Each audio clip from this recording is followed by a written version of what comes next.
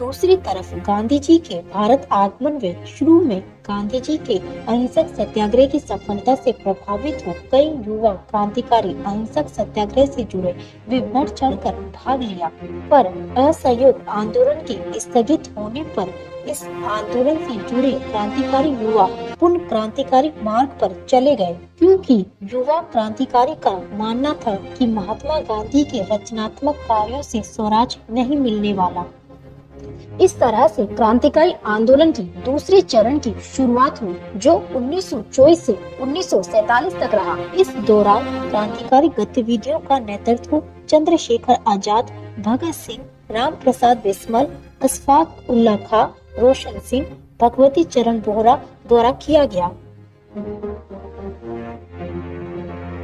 Hindustan Republic army के 10 सदस्यों ने 2 अगस्त 1925 को लखनऊ के पास काकरोली स्थान पर 8 टाउन ट्रेन को रोककर सरकारी खजाना लूटा, जो काकरोली षड्यंत्र कहलाया। इस षड्यंत्र के कारण राम प्रसाद बिस्मिल, अशफाक उल्लाह खां, राजेंद्र लाहिड़ी और रोशन सिंह को फांसी दे दी गई। इस दौरान भगत सिंह ने नौजवान भारत सभा की स्थापना 1926 में की। तो वहीं हिंदुस्तान सोशलिस्ट रिपब्लिक एसोसिएशन की पुनः स्थापना चंद्रशेखर आजाद द्वारा किया गया। वर्ष 1928 व 29 में क्रांतिकारियों ने 3 घटनाओं को अंजाम दिया, जिसके अंतर्गत लाहौर षड्यंत्र, सैंडर्स की हत्या व असेंबली में बम फेंकना था। 8 अप्रैल 1929 को अगस्त से वे बटुकेश्वर दत्त द्वारा असेंबली में बम फेंक वे पर्चे बांटे गए तथा इनकलाब जिंदाबाद वे साम्राज्यवाद का नाश हो के नारे लगाते हुए आत्मसमर्पण कर दिया। बम फेंकने का उद्देश्य ट्रेड डिस्प्यूट बिल तथा पब्लिक सेफ्टी बिल का विरोध करना था। साथ ही अपनी गिरफ्तारी देकर अदालत को अपनी विचारधारा के प्रचार का माध्यम बनाना था, ताकि जनता उनके विचारों तथा राजनीतिक दर्शन से परिचित हो सके। इसके बाद ब्रिटिश सरकार द्वारा क्रांतिकारियों को गिरफ्तार कर भगत सिंह व बटुकेश्वर दत्त, सुखदेव, जतिन दास, राजगुरु पर मुकदमा चलाया गया। इस दौरान भगत सिंह ने कहा, सरकार हमारा शोषण करती है, इसलिए सरकार का विरोध होना तय है। सरकार हमारे विरोध का दमन करती है, जो जायज नहीं है। भगत सिंह ने आगे कहा, सरकार हमारी आवाज को सुनती नहीं, क्योंकि सरकार बहरी है। बहरी सरकार के कान खोलने के लिए तेज आवाज चाहिए, और वो आवाज है बम। हमने तो बहरी सरकार पर बम डालकर सरकार के कान खोलने का प्रयास किया। हम अपराधी नहीं है, हम राजनीतिक बंदी है। हमारे साथ राजनीतिक बंदी जैसा व्यवहार किया जाए। लाहौर जेल में भगत सिंह, राजगुरु, सुखदेव, जतिन दास, शिव वर्मा द्वारा लाहौर जेल में मिलने वाली सुविधाओं में भेदभाव को लेकर सभी क्रांतिकारियों ने अपनी मांग रखते हुए भूख हड़ताल किया।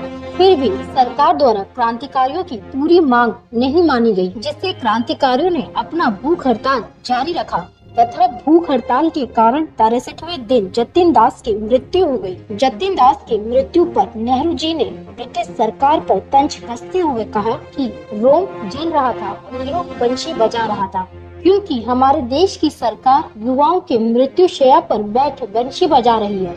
27 फरवरी 1931 को अल्फ्रेड पार्क इलाहाबाद में चंद्रशेखर आजाद पुलिस से घिर गए। पुलिस से घिर जाने पर आजाद ने स्वयं को गोली मार दी। आजाद हमेशा आजाद पक्षी की तरह है, क्योंकि कई क्रांतिकारी गतिविधियों में लिप्त होने के बावजूद भी ब्रिटिश सरकार उन्हें कभी भी जिंदा नहीं पकड़ सकी। चंद्रशेखर आजाद हमेशा कहा करते थे, जिसका खून ना खोले वो खून नहीं पानी है, जो ना आए देश के काम वो बेकार जवानी है। तो वहीं 23 मार्च 1931 को भगत सिंह, राजगुरु, सुखदेव को भारी विरोध के बावजूद भी फांसी की सजा दे दी गई।